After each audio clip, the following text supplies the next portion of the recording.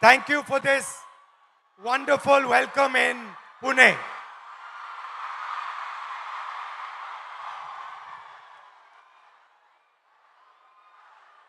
Today,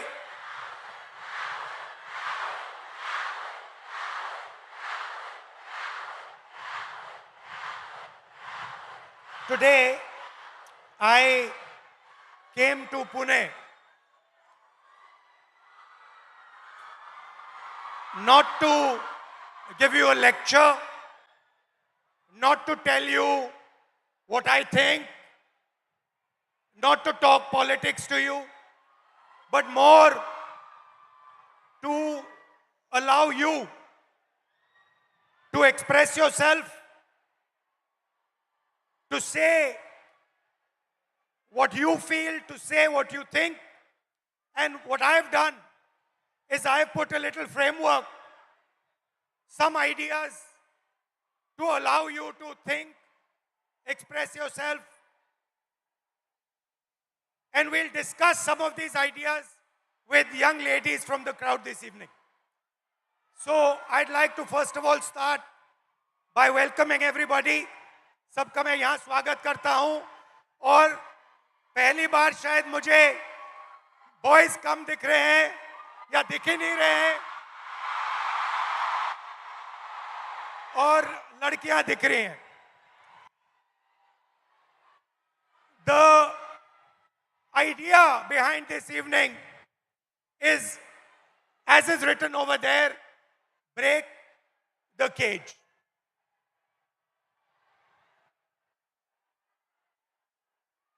I'd first like to remind you of one thing. Can I do that?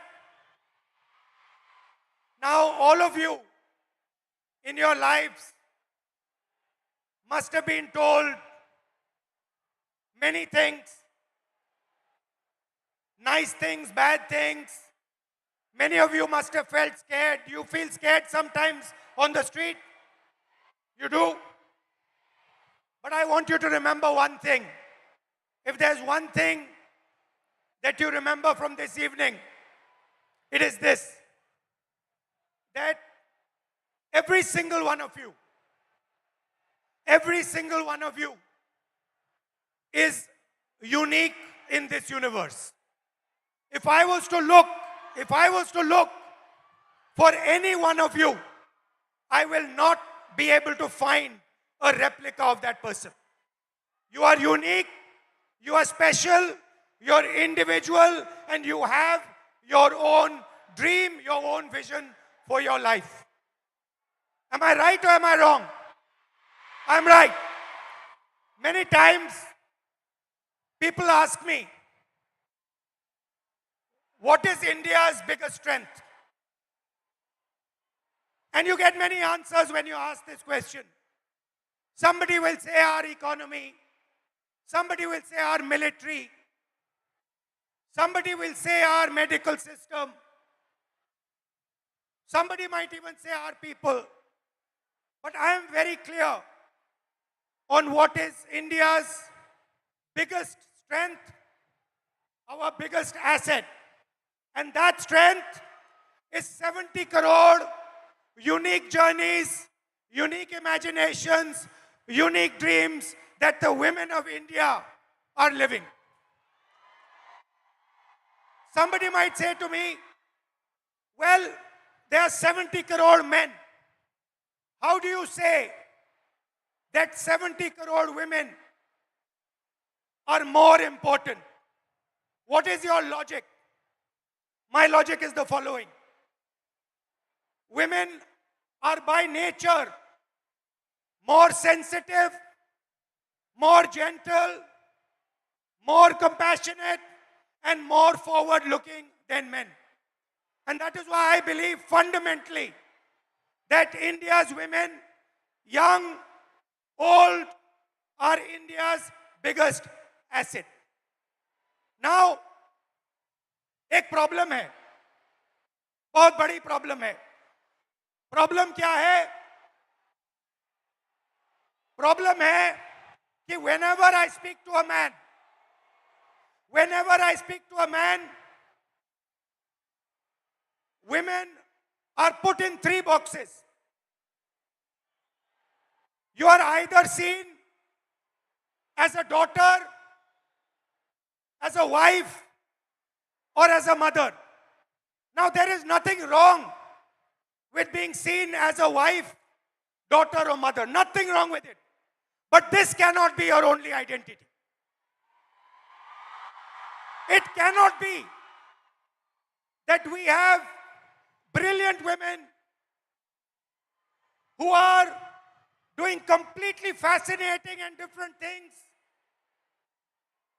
who are professionals, who are sportswomen, who do multiple different things, and then the only identity that they are given by our men is these three. And notice that every single one of those identities has a relationship with a man.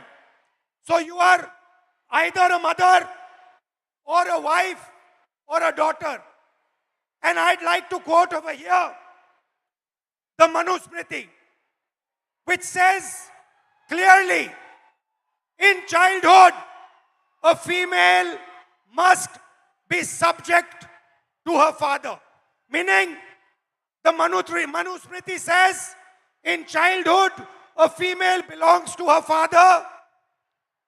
In youth, she belongs to her husband. When her Lord is dead, she belongs to her sons. A woman must never be independent. This is a direct quote from the Manusmriti. And these words are a shame, because these words should never ever have been spoken. Hello, how are you? Hello.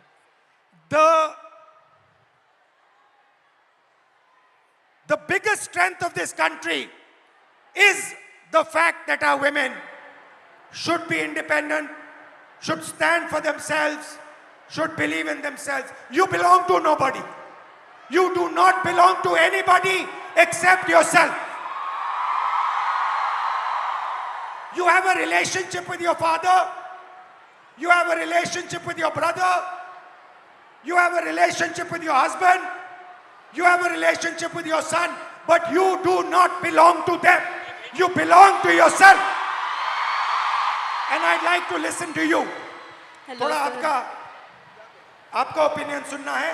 थोड़ा परिचय कीजिए अपना. Yes. Hello, I'm Advocate Rama Prasad Zavre. I have recently graduated. I'm a lawyer and I will be pursuing masters after this. I have noticed in the last 5 years that I spent taking my degree that women in my field are subjected to such stereotypes that my classmate would not be. They are given opportunities, networking opportunities, and even cases being handed to them only because they are men and they don't have a family. It doesn't matter if they stay home or not. Also, I have heard from my senior that it is a waste spending money on my LLM only because after a few years I won't be practicing and I will be raising a family, and it's really sad to see that my degree is just diminished to a point in my biodata. So when this happens, when you're in an exam at work and you're being told that you're a second-class citizen, that your degree does not matter, a man's degree matters, your degree does not matter, how does it make you feel inside? What do you want to say to India, to your friends here, about how you feel? Because I'm sure a lot of them also feel the same way. Definitely. I want my colleagues, my teachers, my friends to have confidence in me that I won't need to prove that I have that degree. I studied for it, I put my energy, efforts into it, and I will be successful. I don't think I need to prove it to a man. Because Now, I like this. She's saying that why do I need to prove it to a man? Why does a woman 24/7 have to prove to a man that she is good enough? Fundamental question. Would you like to say something about that? Hello, my name is Jnaneshwari. I'm from Pune, Maharashtra itself. I completed my master's in culture, media and governance from Jamia University, Delhi. And I lost my father before 3 years. And after that, he got a cancer. After that, there was so much family pressure, society pressure, community pressure. My dad was a sanitary worker. And I had a huge pressure. You have to do the relinquishment certificate. You have to submit the certificate. You will not.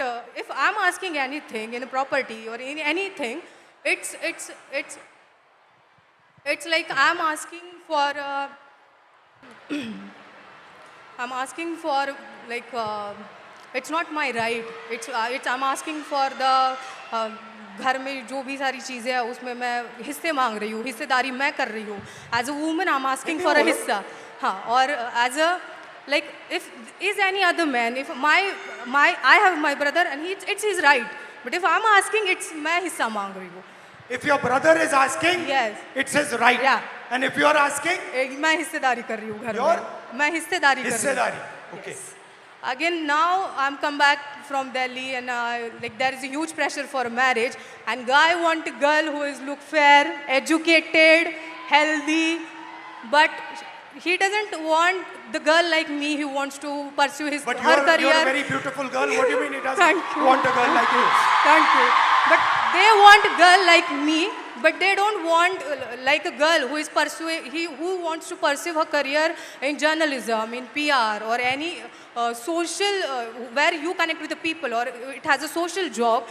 They don't want like girl like me. They want 9 to 5 girl who is doing office work. She will come back at 5. She will serve you She will cook for you. She will serve you food and everything. The girl like me who wants to go into the journalism field, who wants to go on the. But why would a man not be proud of a wife who goes out, works, is independent, is living her own vision, her own dream? Why is it that the man is uncomfortable with this idea? Then I think the man or his family would not be able to control on her.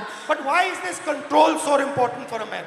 Because always women treated as a secondary sex or human. They're not treated as an equal, or they're not treated as an equal human being or an equal citizen of this country, I feel.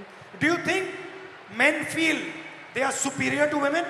Yeah, definitely. Yes. They do? Yes, they do. So it's a mindset problem. Yeah, it's a mindset problem. It's a patriarchal problem. The way it's And you come into contact every day of your life with this patriarchy. yes, The roads are controlled by the patriarchy, yes, right? yeah. The businesses are controlled by the patriarchy. The school education system is controlled by the patriarchy. There is a caste hierarchy. Yeah. So how do you feel about this? Like, I just wanted to treat my education, or I wanted to look at my education it's a dignified thing. I wanted to treat myself as a human being, not as a secondary person or the citizen of this country. Do you get angry? Every day, You get every angry night. that what is going on? How is this Yes. happening? Yes, every day I got angry. Every night I started thinking about this, how it's like this. I'm educated. I completed my masters in Jamia. Still, I'm facing this. I'm an educated one. Still, I have to face this every day, every night, in every table conversation.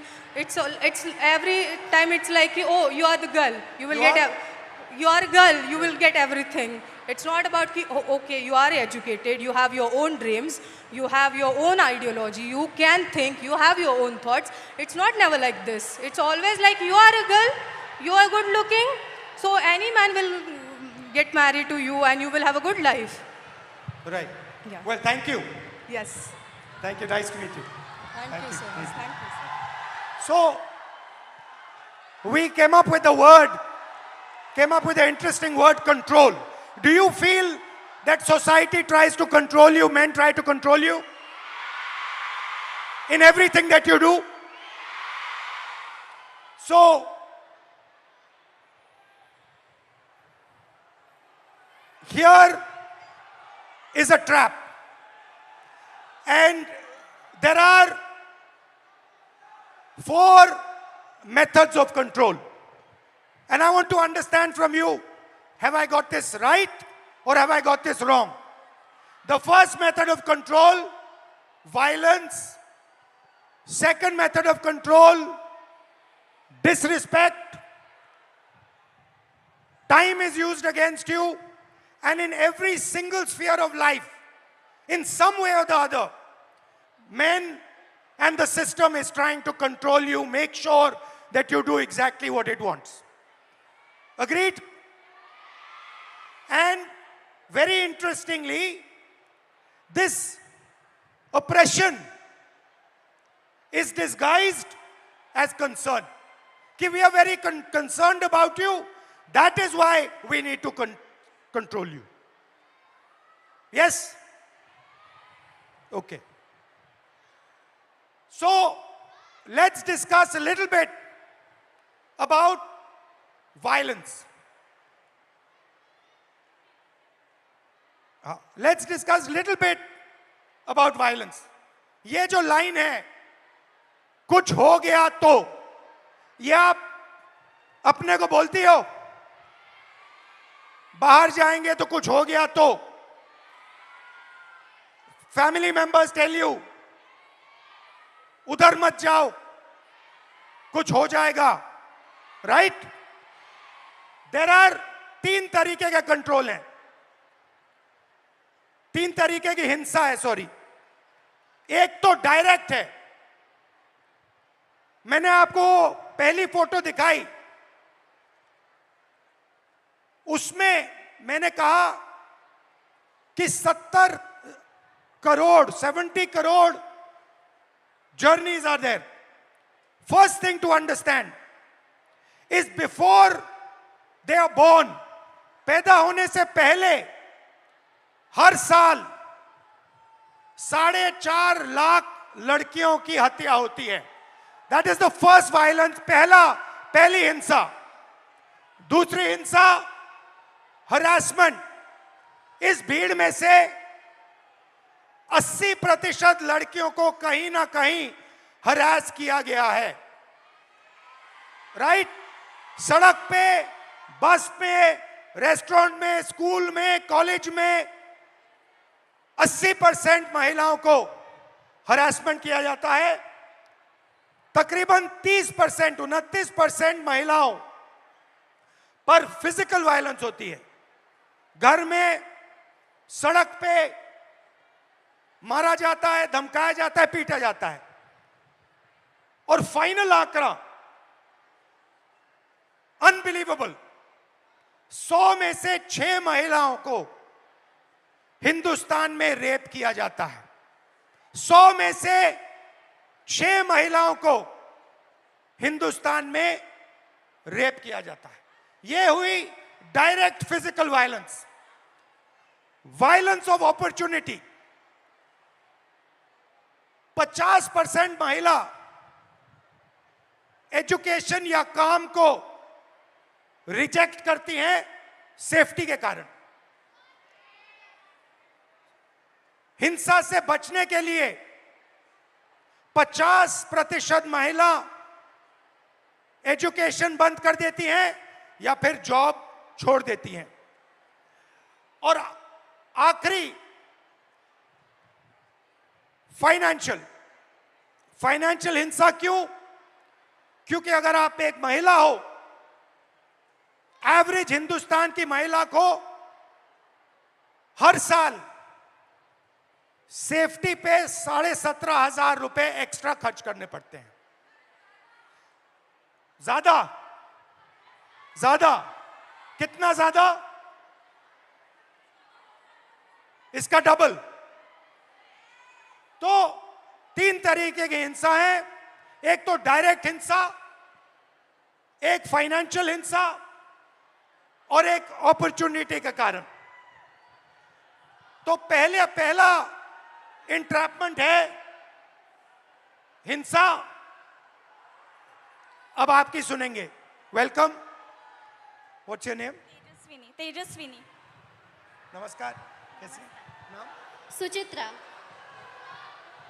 मैत्री। हाँ? मैत्री। बताओ, who would like to start? आप शुरू करेंगी? बोलिए, बीच में आइए। Hello everyone. Hello sir, hello. मेरा नाम सुचित्रा पागी है। मैं पालघर वसई से बिलोंग करती हूँ और अभी मैं इकोनॉमिक्स में मास्टर्स कर रही हूँ हड़पसर में SM जोशी कॉलेज में। जब हम सिक्योरिटी की बात करते हैं लड़कियों की, तो खुद के साथ होना और दूसरों के साथ होना बहुत अलग चीज़ है, उसमें ज़मीन आसमान फ़र्क है। जब हम पढ़ते हैं कि न्यूज़पेपर में पढ़ते हैं कि लड़की के साथ लड़की हरेस्ट हुई, उसका रेप हुआ, तो वो बहुत अलग बात होती है कि हम सिर्फ फील करते हैं कि उसके साथ ये हुआ तो वो क्या फील कर रही होगी। जब खुद के साथ होता है तो एक डर पैदा होता है मन में कि नहीं यार, लड़कों से बात नहीं करनी, लड़के बहुत स्केरी होते हैं। तो मेरी 15 साल पुरानी एक स्टोरी है। जब मैं 13 ईयर की थी, सिर्फ 8वीं कक्षा में थी, तो क्या हुआ, मैं 5 किलोमीटर गांव से दूर स्कूल में चल के जाती थी और उस टाइम गाड़ी वगैरह ऐसा कोई फैसिलिटी ज़्यादा नहीं थी। तो शाम को जब स्कूल छूटा तो मैं आई और चौराहे पर 3 लड़के थे। लिटरली वो बहुत ज़्यादा ड्रंक थे और उनका एज भी 25 साल से आगे था। तो कितने थे वो? 3 लोग थे 3 लोग। और वो मैरिड थे और मेरे साइड वाले गांव के ही थे वो आप लड़के। जानते थे उनको? नहीं, हम जानते नहीं थे, लेकिन वो साइड वाले गांव के ही लड़के थे। तो क्या हुआ, उन लोगों ने हमें घेरा, मैं और मेरी दोस्त थी, और उन्होंने हमें छेड़ा।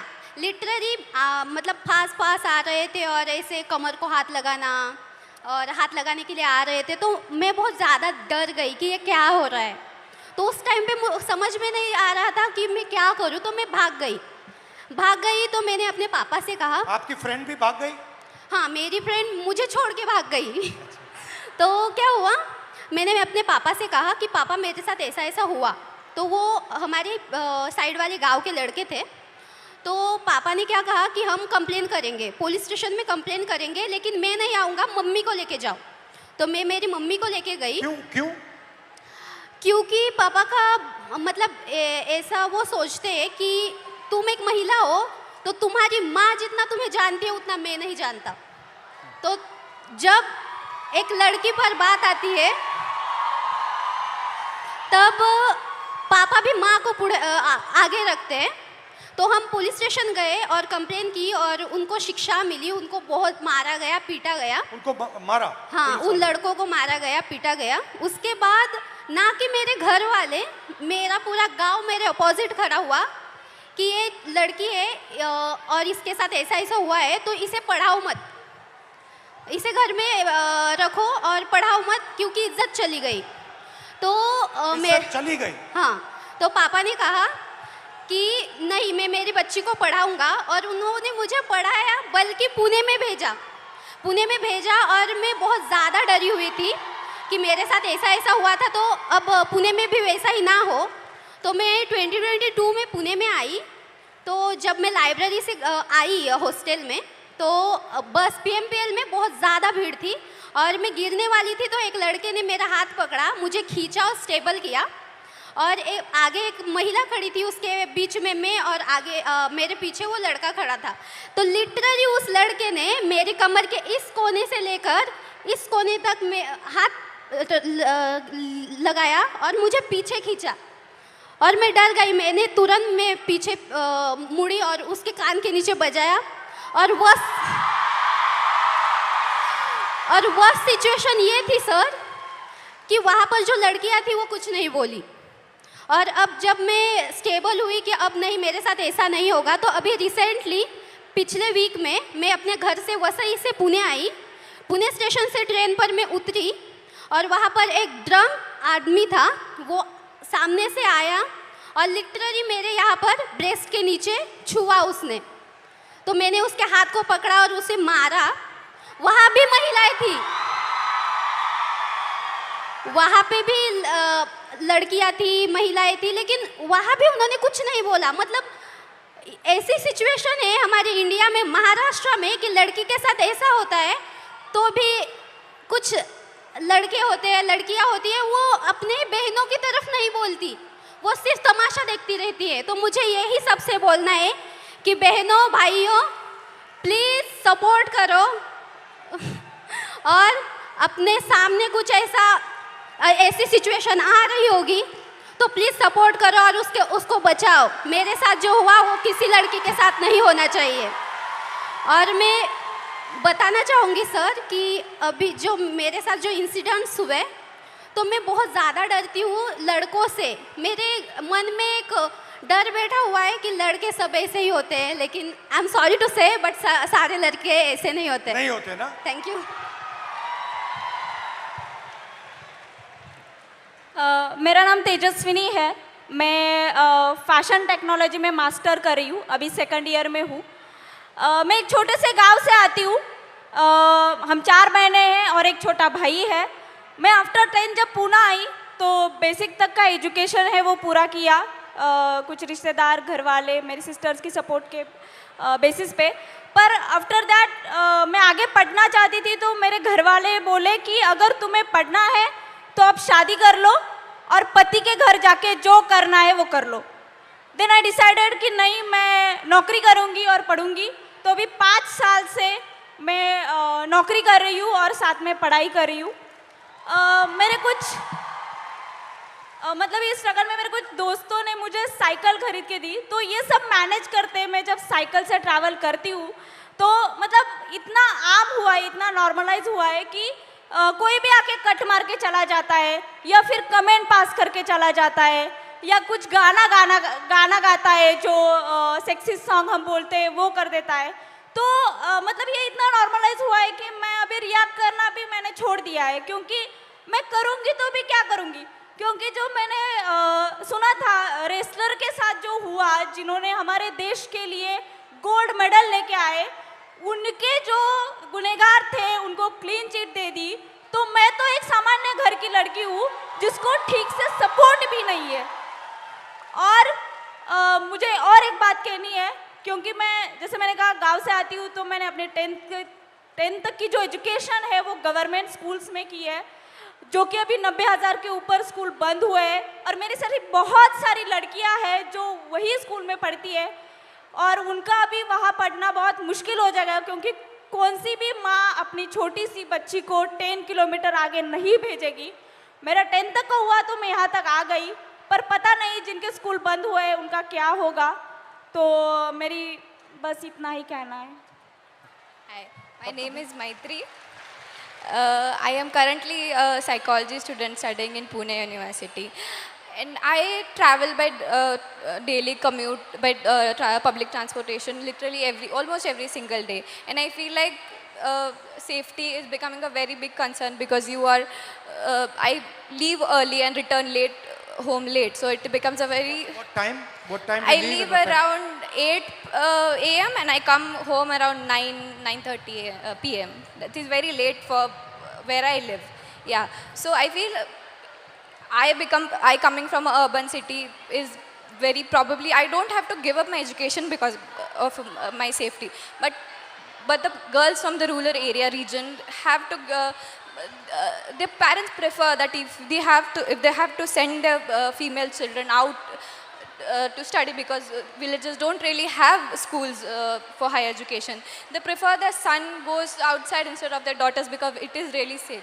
And I feel if education, the access to education has to become so difficult, I think it is becoming a barrier for education. Why do you think this mindset, ये जो mindset है कि बेटे को एजुकेट करना है, बेटी को एजुकेट नहीं करना है, बेटा जॉब कर सकता है, बेटी को जॉब नहीं करना है, ये माइंडसेट आता कहाँ से? I think the social norms created around कि लड़के कमा के खिला देंगे माँ बाप को, लड़कियों को तो शादी करके जाना है, तो लड़की का करेंगे क्या?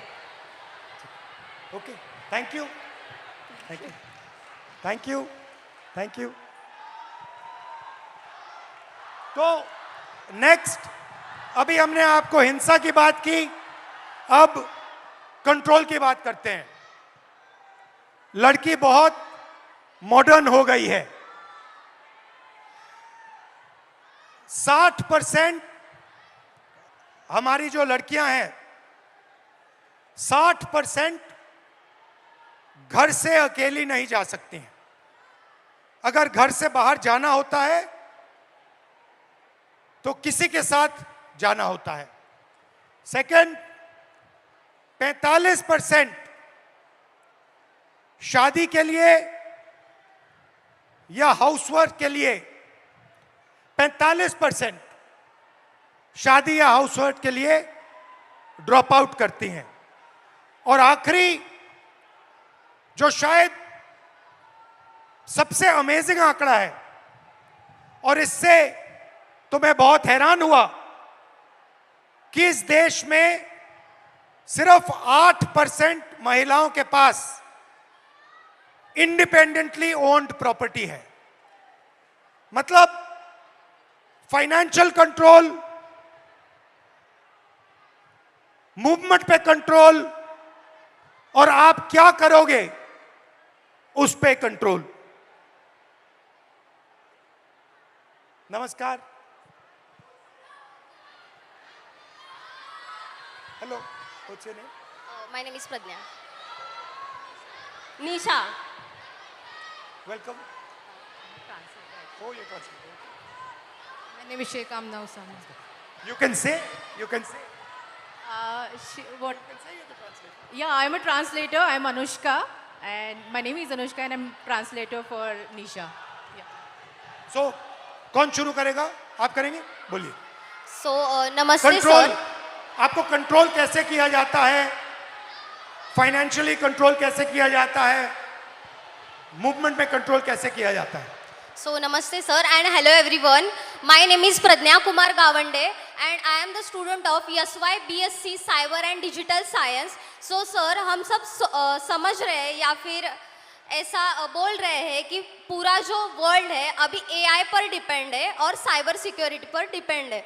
तो मुझे पहले से ही साइबर सिक्योरिटी ये कोर्स करना था, बट ये कोर्स गवर्नमेंट कॉलेजेस में अवेलेबल नहीं है और पुणे के रेपुटेड कॉलेज की फीस अराउंड 3 लाख मतलब एनुअल फीस है सर ये, जो कि मैं अफोर्ड नहीं कर सकती। मेरे पापा ड्राइवर है और मम्मा हाउसवाइफ है मेरी, मुझे एक छोटी बहन भी है। और इसके अलावा मैं बच्चों को इवनिंग ट्यूशन्स वगैरह पढ़ाती हूँ। क्लिनिक में एज अ रिसेप्शनिस्ट में काम करती हूँ, जिससे मेरा ट्रैवलिंग वगैरह मैनेज हो जाता है। तो मैंने मेरा डिसीजन चेंज करके दूसरे कॉलेज में एडमिशन लिया, जहाँ पे मुझे साइबर सिक्योरिटी स्कॉलरशिप के साथ नहीं मिल रहा था, तो मैंने दूसरा कोर्स ले लिया cyber and digital science. So sir, मैं क्विक हिल फाउंडेशन की तरफ से साइबर अवेयरनेस करती हूँ और मुझे बच्चों की प्रॉब्लम्स ये समझ आ रही है, महिलाओं की प्रॉब्लम्स ये समझ में आ रही है कि एआई के द्वारा उनके फ़ोटोज़ बहुत अश्लील मतलब वे से एडिट करके उनको डिमांड की जा रही है कि अगर आप मुझे इतने इतने पैसे नहीं दोगे तो मैं आपके फ़ोटोज़ सोशल मीडिया पर डाल दूंगा। और इसका सॉल्यूशन सिर्फ और सिर्फ साइबर सिक्योरिटी जो वॉरियर्स जो साइबर वाले हैं उनके पास है। और ऐसे कोर्स को हमें स्कॉलरशिप क्यों नहीं दी जा रही है, और स्कॉलरशिप नहीं है तो गवर्नमेंट में ये कोर्स क्यों नहीं है। और ठीक है, अगर हम लड़कियां ये वर्किंग होके सीख रहे हैं तो फैमिली के रिस्ट्रिक्शंस और सोसाइटी के रिस्ट्रिक्शंस कि इतने बजे घर क्यों आ रही हो, कॉलेज के अलावा आप इधर उधर क्यों घूम रही हो, इतने बजे इसका कॉल क्यों आ रहा है, बाहर जा रहे हो स्कार्फ बांध के ही जाओ, या फिर और कुछ, इनसे बात मत करो, उनसे बात मत करो, ये मत पहनो। मम्मी पापा कहते हैं, कौन कहते हैं आपको? एक्चुअली मेरे मम्मी पापा सपोर्टिव है, बट हम ऐसे एरिया से आते हैं कि अगर हम पुणे में भी रह रहे हैं तो थोड़ा एरिया अलग पड़ता है सर। वहाँ पे सोसाइटी उनको रोक टोक करती है और वो भी सोसाइटी के प्रेशर के अंडर, अगर हम पढ़ रहे हैं और हमारे ऊपर फाइनेंशियल प्रेशर है तो हम करियर पर या फिर हमारे जो स्टडीज़ पर कैसे फोकस कर सकते हैं। और दूसरी बात यह है कि अगर हम काम कर रहे हैं तो हमें ये सब रेस्ट्रिक्शंस, ठीक है, अगर मैंने माना कि ये हमारे सेफ्टी के लिए है, बट ये तो डायरेक्टली हमारे फ्रीडम पर वार हो रहा है। मैं नहीं चाहती कि मुझे एक स्पेशल फेवर वगैरह मिले, बस मुझे एक फेयर चांस चाहिए सीखने का और खुद के पैरों पर खड़े होने का। Very that's good. It, thank you sir. Thank you. मेरा नाम शेख आमना उसामा है। मैं SY BA में हूँ, पॉलिटिकल साइंस है मेरा मेजर सब्जेक्ट।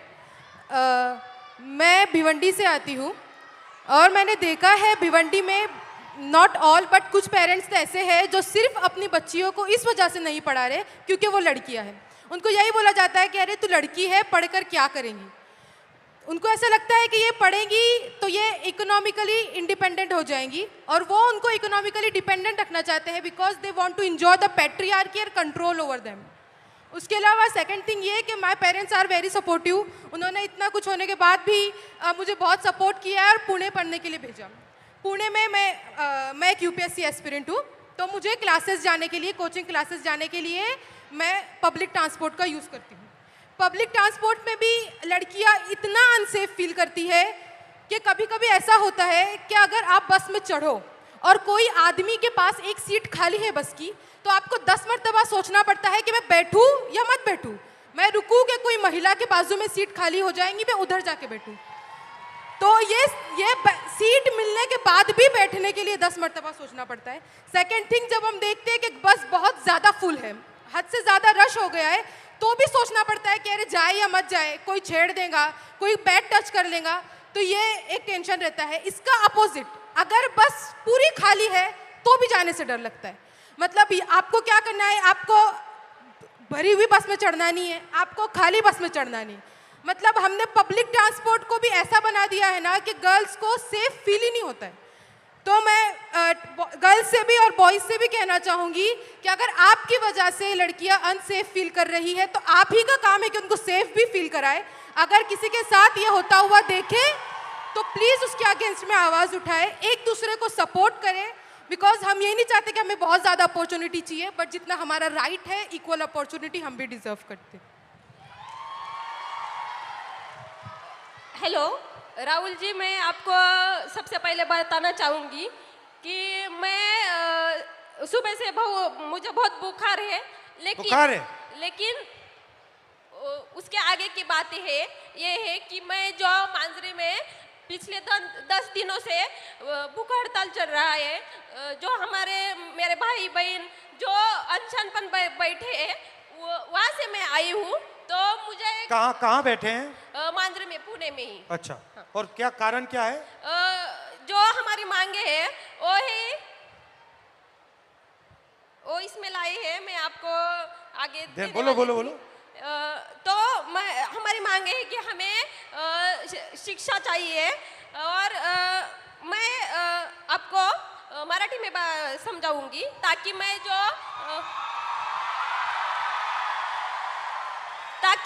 मेरी बात है वो अकेली निशा की नहीं है, वो सब ट्राइबल स्टूडेंट की है, पूरे देश की है, पूरे महाराष्ट्र की है। इसलिए मैं आपको मराठी में बात करके बताऊंगी। जो आम्ही जे उपोषणासाठी बसलेलो आहोत, आमचे भाऊ आणि त्याच्यामध्ये आमच्या 2 बहिणी देखील बसलेल्या आहेत, आणि त्यातलीच एका बहिणीची तब्येत खूप नाजूक झाली, तिला आज हॉस्पिटलमध्ये नेलंय। आणि हे सगळं असताना देखील जेव्हा आमचे प्रतिनिधी मंत्रालयामध्ये गेले तर तेव्हा आमचे जे आदिवासी विकास विभागाचे मंत्री आहेत ते काय बोलले असतील तुम्हाला सांगितलं तर तुमच्या अंगावर काटा येईल। ते म्हणतात सॉरी, मी याच्यावर काही करू शकत नाही, हे सीएमच्या हातात आहे। मग तुम्ही जर आदिवासी विद्यार्थ्यांच्या विकासासाठी तिथं बसलेत तर तुम्ही जर तिथं आमच्या विकासासाठी बसलेत आणि तुम्ही जर आमचा विकास साधू शकत नाही तर तुमचा तिथं बसण्याचा अधिकार नाही, हे मी आज ठणकावून सांगते। आणि दुसरी गोष्ट म्हणजे मी अजून एक सांगेल की ज्या आमच्या भागामध्ये ज्या आश्रमशाळा असतात तिथं जे सेंट्रल किचन पद्धत लागू केली, जसं की एका ठिकाणी जेवण बनणार आणि ते 70-80 किलोमीटर लांब घेऊन जाणार, आणि त्यामुळे ते जेवण खराब होतं, त्यामुळे विषबाधा होते। आणि विद्यार्थी, आताच एक गोष्ट झाली गडचिरोलीमध्ये, कारण आदिवासी ज्या आश्रमशाळा आहेत त्याच्यामध्ये बेडची सुविधा नाही आहे, पिण्याचं पाणी देखील नाही आहे, त्याच कारणामुळे गडचिरोलीमध्ये विद्यार्थिनी झोपेत असताना त्यांना मण्यार सापाने दंश करून 3 विद्यार्थी मेले आणि 3 विद्यार्थी अजूनही हॉस्पिटलमध्ये आहेत. तर आमची मागणी अशी आहे की त्या विद्यार्थ्यांच्या पालकांना ॲटलिस्ट 1 कोटीची तरी मदत करा आणि ह्या सरकारने त्यांची मदत 4 लाखांवर मोजलेली आहे. तसंच आमचं त्यांना एक म्हणजे मागणं आहे की ज्या आमच्या आदिवासी विद्यार्थिनी असतात, तुम्ही जर पाहिलं ते जे आदिवासी हॉस्टेल आहेत ते जे शहरं आहेत जसं की पुणे मुंबई, तर जे पुण्याचा जो सेंट्रल भाग आहे तिथं नाही आहेत. मांजरी कोंढवा और इस वजह से जो हमारा शिक्षण है, हम जो पढ़ते हैं वो पढ़ने के लिए टाइम ही नहीं रहता क्योंकि 4-4 घंटे हमें वहाँ जाने आने में ही लगते हैं. तर ह्या सगळ्या मागण्या घेऊन आम्ही मागच्या 10 दिवसापासून उपोषणासाठी बसलोय. तर माझी तुम्हाला विनंती आहे की मी तुम्हाला जे आता निवेदन दिलं आहे त्याचा विचार करून तुम्ही आमच्या आदिवासी विद्यार्थ्यांसाठी काहीतरी करून आमच्या मागण्या सोडवण्याचा प्रयत्न कराल. थँक्यू. तो बताओ ओके, इन्होंने अपने कुछ मुद्दे आपके लिए लाए हैं. तो पहला पॉइंट ये है कि आदिवासी कम्युनिटी से वो बिलोंग करती है और आदिवासी डिमांड्स के लिए आ जाओ इनके काफ़ी भाई बहन सारे उपोषण पे पिछले 10 दिनों से पुणे में ही बैठे हैं. क्या मेन डिमांड क्या है? इनका डिमांड एक बार प्लीज़ आप फिर से, क्योंकि मेन डिमांड क्या है? मेन क्या डिमांड? जो ट्राइबल जो डिपार्टमेंट है उसने जो GR लागू किया है, जैसे कि जो हॉस्टल में नियमावली होगी वो उसमें लिखा है कि हम मतलब 13 साल तक ही पढ़ सकते हैं कि 13 साल तक ही हम हॉस्टल में रह सकते हैं. और फर्स्ट डिमांड ये है उनकी कि ये जिस ट्राइबल हॉस्टल्स में ये रह रही है वहाँ पे ऐसा रूल है कि वो सिर्फ 30 ईयर्स तक ही वहाँ पे रह सकती है. आफ्टर दैट ये सरकारी हॉस्टल है? हाँ, ट्राइबल कम्युनिटी का जो हॉस्टल होता है वो सभी सरकारी होता है. और ये सारी डिमांड्स ये लोग सीएम के पास लेके गए और वहाँ से उन्हें बताया गया कि सॉरी हम कुछ नहीं कर सकते हैं. अच्छा. हाँ, तो उनका कहना है कि फिर अगर आप कुछ नहीं कर सकते हो तो आप बैठे क्यों हो कुर्सी पर. और आप क्या चाहती हो, किस एज तक उसको करा जाए? ज़्यादातर 35 एज तक भी हम म्हणजे आम्ही जरी आम्हाला 35 वर्षासाठी पण 35 वर्षापर्यंत जरी दिलं तरी ठीक उनको आहे. 35 ईयर्स तक हॉस्टल मिलना चाहिए. 35 इयर्स हो जाएगा तो खुश हो जाओगी? वैसे तो हमें ये एज की लिमिट है वो ही नहीं चाहिए, लेकिन ये सरकार है वो तो आपको भी पता है, लेकिन हम ये चाहते हैं कम से कम ये 35 एज तक भी आ पाए, इसलिए मैंने ऐसे बोला. लेकिन हम मुझे आप वहाँ इनवाइट क्यों नहीं कर देते? हमने आप मुझे वहाँ बुला लो, यस, मैं भी आ जाऊंगा, बैठ जाऊंगा आपके साथ. आम्हाला आवडेल तुम्ही तिथं आलेले आणि आमच्या मुलांची देखील इच्छा आहे की तुम्ही तिथं यावं आणि आमच्या प्रश्नांवरती बोलावं आणि आमचे प्रश्न सोडवण्यासाठी प्रयत्न करावा. वो चाहती है कि आप वहाँ पे आए, वो खुशी खुशी आपको बुलाना चाहती है. मुझे और बुला लो, मैं आ जाऊंगा. ठीक है, थोड़ा दबाव और एक साथ डाल देंगे. मैं और एक बात कहना चाहूंगी, उससे तो आपके होश ही उड़ जाएंगे. जैसे कि हमारे ट्राइबल हॉस्टल होते ज़्यादातर वहाँ यहाँ पुणे में गढ़चिरौली, नांदेड़, अमरावती वहाँ से जो स्टूडेंट आते हैं वो तो हर रोज़ घर नहीं जा पाते.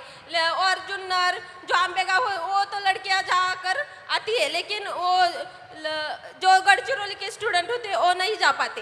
तो हम दिवाली में या किस छुट्टी में गए और 1 महीने से ज़्यादा वहाँ पर रहे तो वो बोलते हैं कि आप फिटनेस सर्टिफिकेट लाए. और वो फिटनेस सर्टिफिकेट क्या होता है कि हमें हमारी प्रेगनेंसी टेस्ट की जाती है और हम जब इस बात पे आवाज़ उठाते हैं तो वो बोलते हैं कि आपको 1 महीने में, आप शांति से सुनिए क्योंकि ये बात बहुत ही गंभीर है.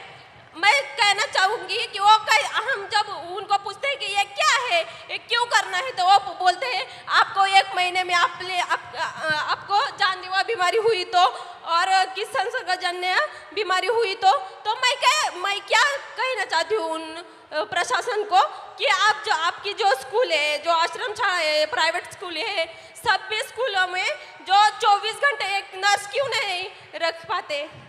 Thank you. थैंक यू, बहुत अच्छा लगा। मुझे बुला लो, मैं आ जाऊंगा, ठीक है? Thank you. तो डिसरिस्पेक्ट की बात करते हैं। लोग क्या कहेंगे? पहली स्लाइड में हमने आपको फिजिकल वायलेंस की बात बताई, रेप की बात बताई, हिंसा की बात बताई, मगर शर्म के कारण 99% of sexual violence cases, rape cases, molestation cases, ये अनरिपोर्टेड जाते हैं। तो वो जो 6% का आंकड़ा है वो एक्चुअली सच्चा आंकड़ा नहीं है। सच्चा आंकड़ा उससे बहुत ज्यादा है, मगर शर्म के कारण अनरिपोर्टेड जाते हैं। 84% महिलाओं को काम करने के लिए परमिशन लेनी पड़ती है। और फाइनल, सैलरीड महिलाएं जो हैं, किसी भी जॉब में हिंदुस्तान में अगर आप सैलरीड महिला हैं तो आपको 25% सैलरी पुरुषों से कम मिलती है। तो ये बात हुई डिसरिस्पेक्ट की। आखिरी, are they coming? Hello. So before we move on, sir, there is someone very, very special who's joining us here today. Okay. And sir, Bhojpuri गानों से पॉलिटिकल सटायर भी करती हैं। Neha Rathore ji is Hello. here. So Neha Rathore ji, please join us. Disrespect, आप disrespect की बात करेंगी? जी बिल्कुल, और बिल्कुल डिसरिस्पेक्ट और इज्जत पे हम लोग बात करने आए हैं। तो मैं आप लोगों को बता देना चाहती हूँ, मेरा नाम सर नेहा है, नेहा सिंह राठौर मेरा पूरा नाम है। मैं भोजपुरी में लोकगीत लिखती हूँ, गाती हूँ, और मैं सरकार से उन तमाम मुद्दों पर सवाल पूछ लेती हूँ जो सरकार को पसंद नहीं आते, और बदले में मुझे ढेर सारी गालियाँ और FIR झेलने पड़ते हैं। ये किस बात की इज्जत है भाई महिलाओं की? डेमोक्रेसी में हम अपने प्रधानमंत्री से सवाल नहीं पूछ सकते हैं, तो ये किस बात की इज्जत है? मुझे याद है सर, मैं शादी करके नई नई ससुराल आई थी और मैंने उस दौरान एक गीत गाया था यूपी में काबा, और मेरे पीछे जीप भर भर के पुलिस भेजी जा रही थी। गांव देहात के लोग मेरे हस्बैंड के बारे में, मेरे ससुराल के बारे में बहुत कानाफूसी करते थे कि बताओ कैसी लड़की ब्याह लाया है, पता नहीं कौन सा क्राइम करके आई है, ये पुलिस आ रही है। तो ये किस तरह की इज्जत है? और मैं समझती हूँ कि एक महिला होने के नाते, एक महिला होकर अगर आप समाज में नाम बनाना चाहते हैं या किसी सामाजिक मुद्दे पे मुखर होकर बोलना चाहते हैं, सर ये बहुत कठिन है। पुरुषों की ट्रोलिंग बहुत अलग तरीके से होती है, महिलाओं की ट्रोलिंग बहुत अलग तरीके से होती है। महिलाओं के लिए कुछ नहीं करना है, बस इसका चरित्र खराब है बोल दो, यही बोल दो, और इतना काफ़ी है सर। हम हतोत्साहित हो जाते हैं। वो तो अलग बात है कि मैं थोड़ी ज़्यादा ढीठ लड़की हूँ तो मैं नहीं डरती हूँ। वो सर मुझे गालियाँ दे रहे हैं पिछले 5 सालों से और कहते हैं तुझे पिछले 5 सालों से गालियाँ दे रहे, तू सुधरी नहीं। मैं उनसे बता देना चाहती हूँ कि मैं नहीं सुधरने वाली हूँ। मुझे भी सालों से गाली दे रहे हैं, मैं भी नहीं सुधर रहा हूँ। बिल्कुल बिल्कुल सर।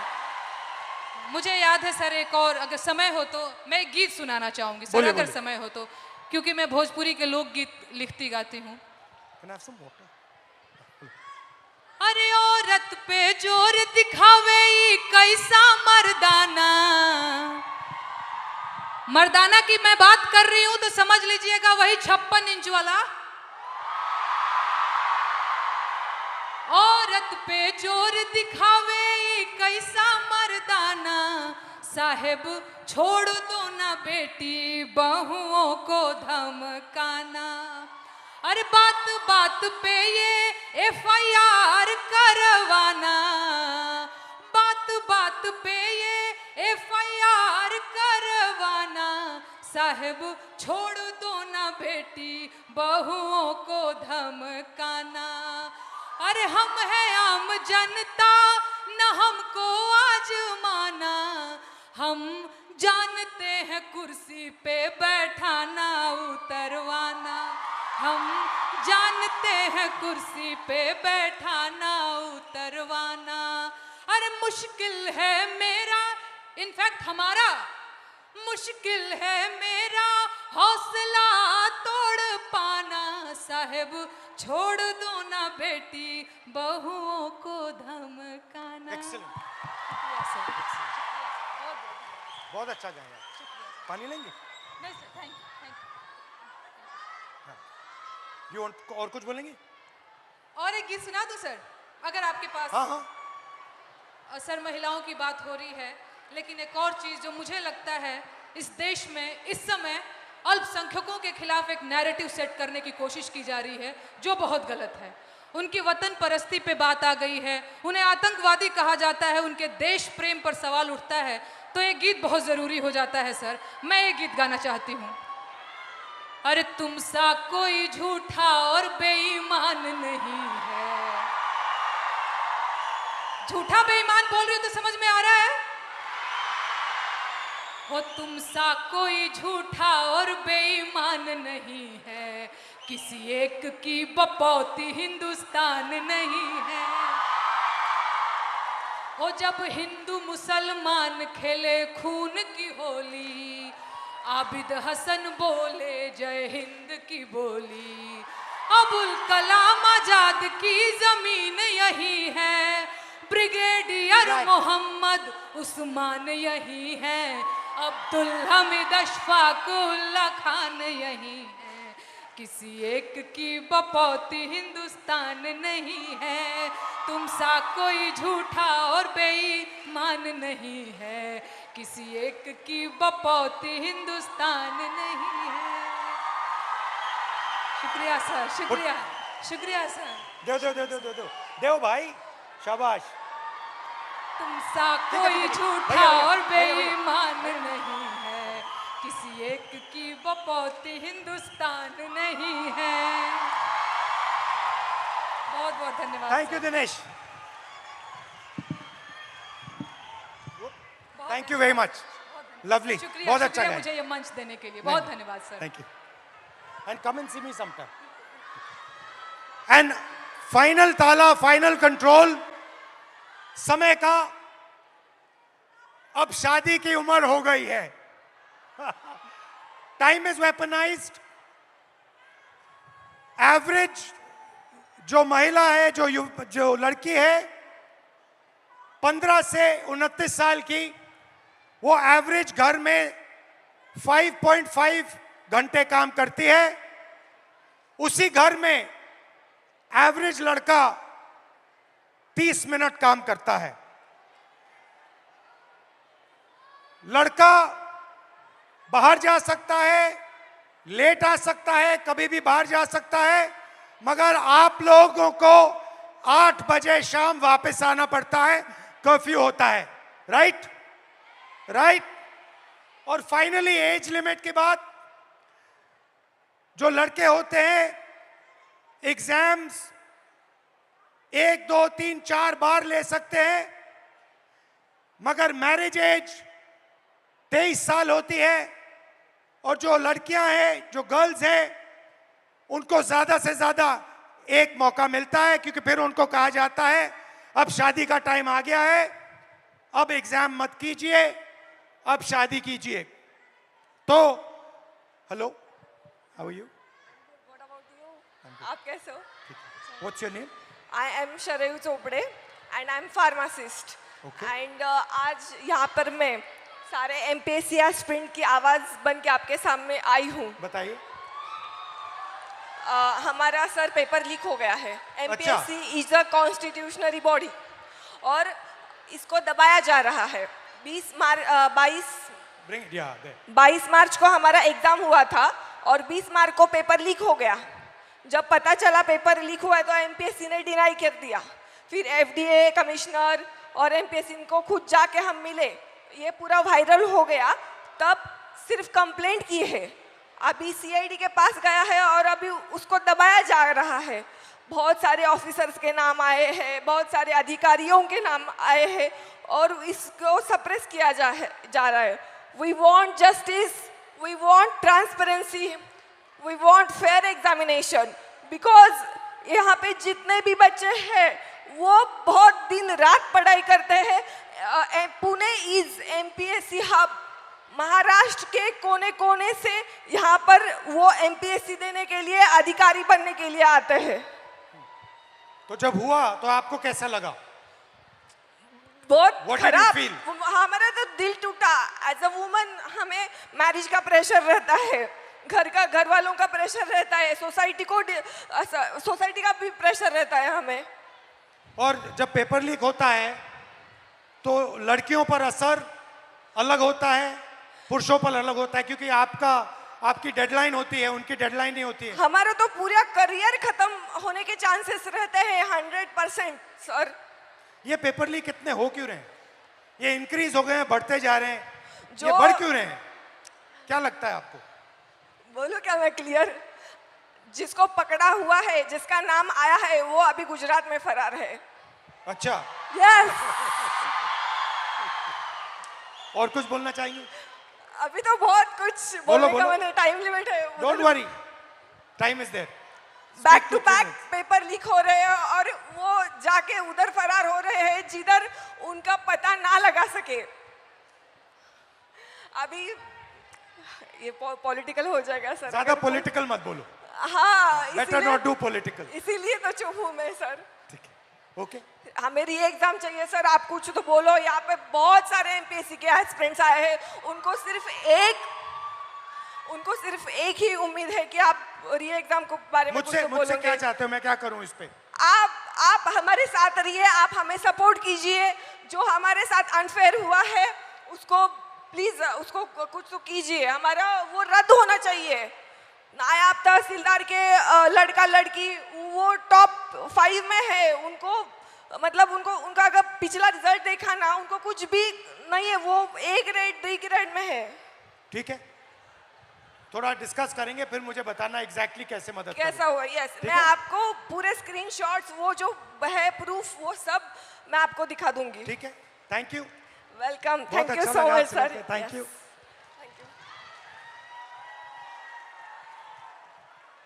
तो शुरुआत में मैंने कहा कि एक माइंडसेट है, मनुस्मृति का माइंडसेट, महिलाओं को दबाने का माइंडसेट। और मैं थोड़ी छोटी सी वीडियो आपको दिखाना चाहता हूं और फिर इसके बाद आपसे एक सवाल पूछना चाहता हूं।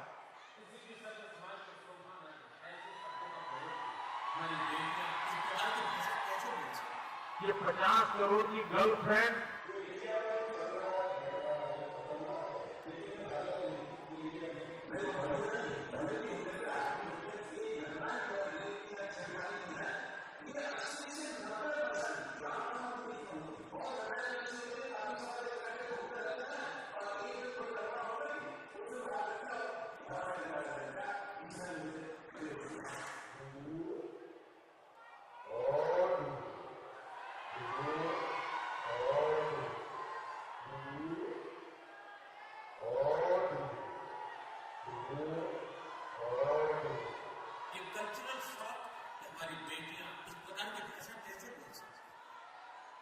तो मेरा सवाल है और आपसे सवाल है कि जंतर मंतर में गालियां लड़कों ने भी दी और लड़कियों ने भी दी, बट प्रधानमंत्री कह रहे हैं कि गाली देना कल्चरल शॉक लगा हमें, क्योंकि लड़कियों ने गाली दी। लड़के गाली दे तो कोई प्रॉब्लम नहीं है, उनके लिए अलाउड है, मगर अगर लड़की गाली दे तो कल्चरल शॉक है, शोभा नहीं देता। मोहन भागवत जी कहते हैं कि इंडिया में रेप होता है और भारत में रेप नहीं होता है। खट्टर जी कहते हैं कि 80% रेप महिला के कारण होते हैं। तो ये एक माइंडसेट है और ये इस माइंडसेट से लड़ाई चल रही है। माइंडसेट क्या है कि लड़की की एक जगह है, वो पिंजरे में बंद होनी चाहिए, उसका कंट्रोल रहना चाहिए, उसको काम नहीं करना चाहिए और लड़कों को फुल फ्रीडम मिलनी चाहिए। वो जो भी करना चाहे करें, गाली देनी है गाली दें, काम करना है काम करें। ऐसा हिंदुस्तान हम नहीं चाहते। हम न्याय चाहते हैं, सबकी रिस्पेक्ट होनी चाहिए, सबकी रिस्पेक्ट होनी चाहिए, लड़कों की होनी चाहिए, लड़कियों की होनी चाहिए। और ये जो आपके दिल में है, जो डर है, इसको जल्दी से जल्दी मिटा देना चाहिए हमेशा के लिए। तो आइडिया क्या है? ये जो महिलाएं हैं, जो लड़कियां हैं, ये हिंदुस्तान की स्ट्रेंथ है। आप इस देश की फाउंडेशन हो, आप इस देश के फ्यूचर हो। आपको पेट्रियार्की दबाती है, डराती है, धमकाती है, कंट्रोल करती है। मिलकर इस पेट्रियार्की को खत्म करना है। Smash the patriarchy. And my message to you, simple message, be loud, be proud and fight for your space in society. Hello? Huh? We'll do it. I'll just do it. Come. Hello. देश में लोकशाही आज लग रहा है।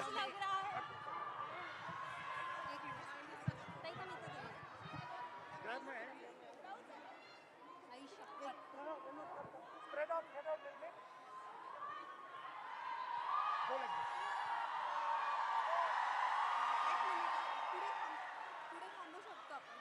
Thank you. Sir. Lovely.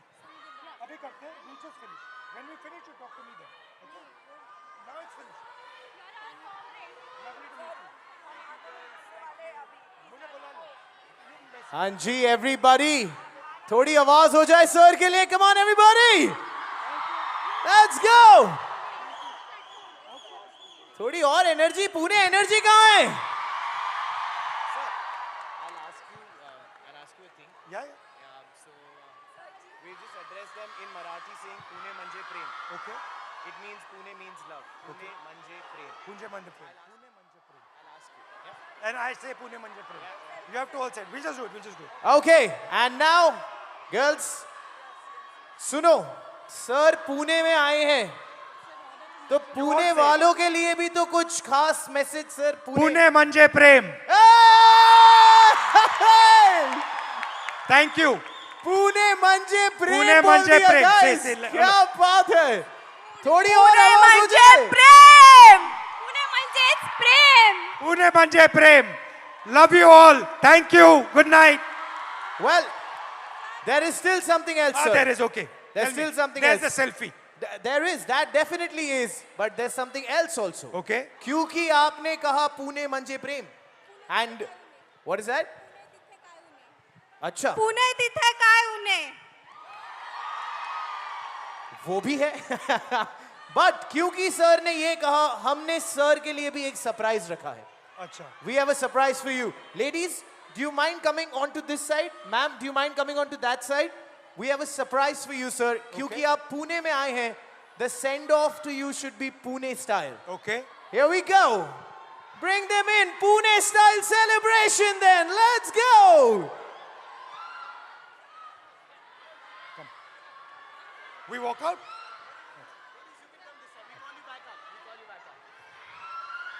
Pune ready ho? Pune style ke liye? All right, sir. Here's a surprise for you. 3, 2, 1.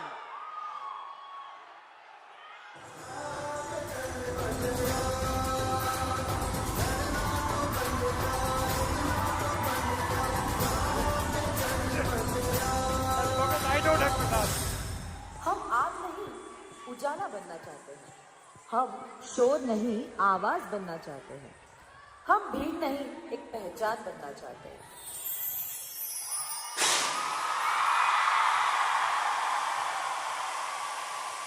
And with that, everybody make some noise for Shri Rahul Gandhi! Thank you. And now the selfie, sir. The epic selfie, 15,000 women coming together. Thank you, girls. Thank you so much. Thank you. Let's get a picture with sir.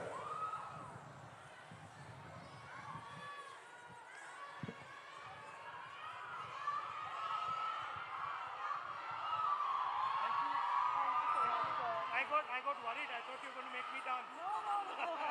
Panic. Thank you. Yeah. And now, Thank you. and now, सब तैयार हो जाओ sir के साथ selfie के लिए everybody. सारे mobile flashlight on, सारे के सारे। सर, पिछली बार आपने पिंक शर्ट पहना था, ये तो जलजला मच गया था। इस बार yellow is the season. I am sure पूरा इंडिया ये भी फॉलो करने वाला है। Let's get a nice selfie now everybody, come on, here we go. Very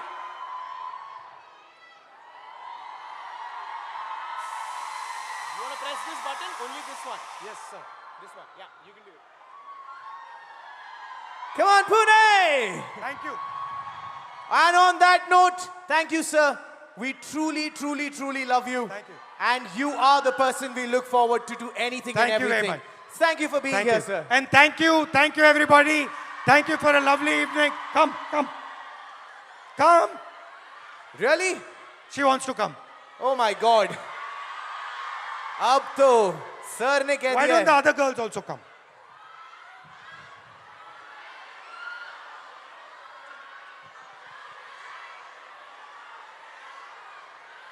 ऐसे ही नहीं कहते कि सर बड़े दिल वाले हैं, सारे आ गए। Everyone is here. Come on.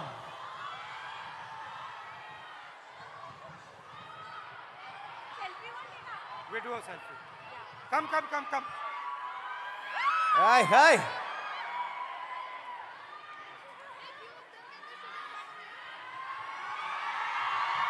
What's your name?